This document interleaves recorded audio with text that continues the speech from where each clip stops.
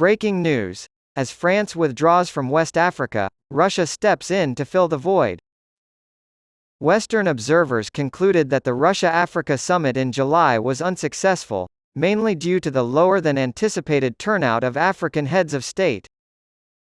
Moscow, however, claims that this conference reignited the progress it had been making toward strengthening relations with Africa. The outcomes of our collaborative efforts at the summit are invaluable to us. Russian President Vladimir Putin said in a speech after the summit, "I am sure the achieved results are creating a good foundation for further deepening the Russia-Africa partnership in the interest of the prosperity and well-being of our nations." Russia plans to reopen diplomatic missions in the Sahel that were closed 30 years ago during the Soviet era, making it one of the regions it is focusing on. Russia plans to strengthen its ties to Africa.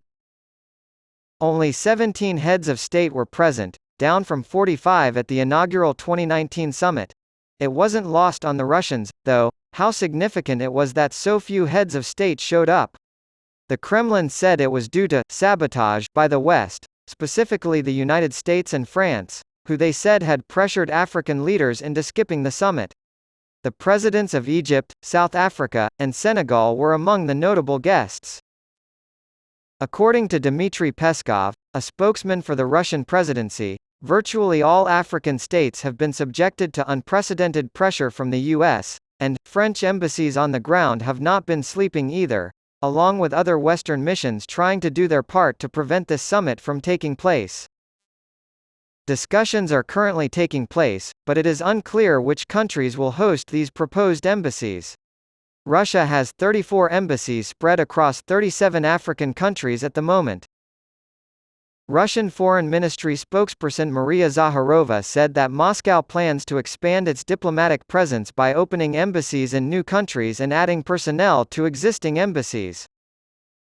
What Africa can learn from Russia's attention?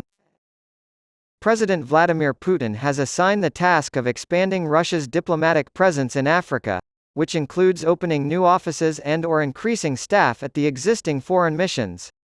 This is in light of Russia's growing interest in the continent. The goal is to have as many Russians as possible living and working in Africa. I don't want to get ahead of myself, but we will definitely let you know when and where Russian embassies will start operating as soon as relevant agreements are reached and final decisions are made, she said this week during a press briefing. The Russian embassies in the capitals of two countries, Burkina Faso and Equatorial Guinea, have been confirmed to reopen. As the Soviet Union disintegrated and its republics broke apart in the 1990s, the Soviet embassy in these and other African countries was closed.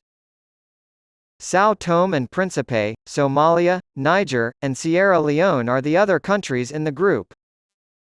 After closing its embassy in 1999, Sierra Leone reopened it in 2009 and has since pushed for Russia to do the same.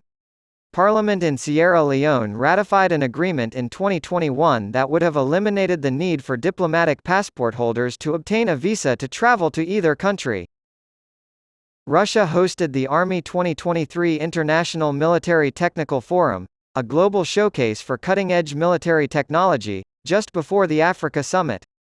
Russian President Vladimir Putin used the forum to promote his country's military technologies and foster closer ties with other nations.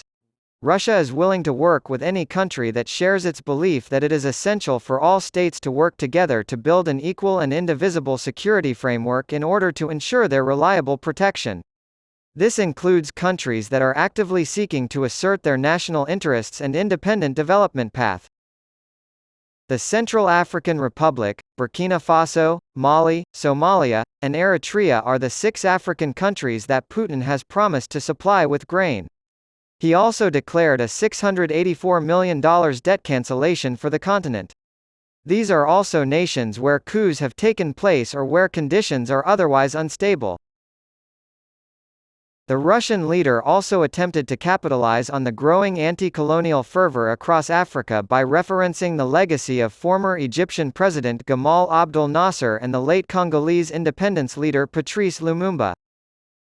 Moscow's new offensive in its war with the West in Africa involves occupying territory once held by the West's rivals. Both Mali and Burkina Faso have experienced this. Pro-coup protesters in Niger last week waved Russian flags and chanted support for Russia, just as they did in Ukraine and Georgia. Mali's transition president Assimi Goïta, a staunch advocate of Russia-Africa ties, met with President Putin this week to discuss the situation in Niger. In a phone call initiated by Goïta, Putin voiced his disagreement with the West African bloc's plan to intervene militarily in Niger in order to restore the government of deposed President Mohamed Bazoum. Given the potential involvement of the Russia-backed Wagner mercenary group in the developing conflict in Niger, that decision is significant. As was seen in Mali and the Central African Republic, Russia is using the Wagner Group as a key tool in its effort to expand its empire in Africa. Human rights violations have been blamed on the organization.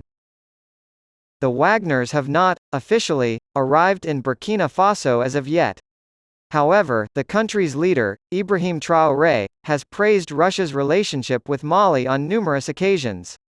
The army captain, 35 years old, came to power in October of last year and stole the show at the Russia-African summit by linking the poverty of African leaders to the persistence of Western neocolonialism. His attire was that of a soldier.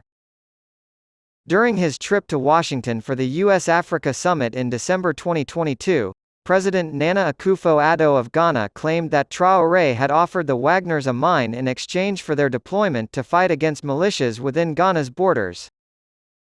Despite only being in power for 3 weeks, reports indicate that the Niger junta has already asked for the group's assistance. According to reports, Wagner's leader, Yevgeny Prigozhin, has invited the Niger junta to call on his troops for assistance. In a message posted on Telegram, he declared, "We are always on the side of the good, on the side of justice, and on the side of those who fight for their sovereignty and for the rights of their people." It has not been determined whether or not Russian forces are currently present in Niger. The military chiefs of the Economic Community of West African States, ECOWAS, of which Niger is a member, have agreed to provide troops for an intervention force, raising the prospect of an open conflict. The detained former President Mohamed Bazoum, who was ousted in a coup on July 26, has been promised his job back by the subregional bloc. In the Sahel region, where wars waged by groups with ties to al-Qaeda and ISIS, have displaced millions of people over the past decade and stoked a major humanitarian crisis, security experts warn that such an intervention could further destabilize the area. The United States military has been providing aid to their Nigerian allies in their fight against the insurgents. U.S. Deputy Secretary of State Victoria Nuland met with the coup leaders in difficult talks in Niamey last week. General Abdurrahmane Chiani, the head of the junta, and the deposed president, both declined to meet with her. U.S. Secretary of State Antony Blinken said this week that the Russian mercenary group Wagner had taken advantage of the crisis in Niger to assert its influence in the region, despite Blinken's earlier denial of any Russian or Wagner role in the coup. Strangely, the United States has not yet labeled the military's action in Niger as a coup but has instead called it an illegal takeover of government.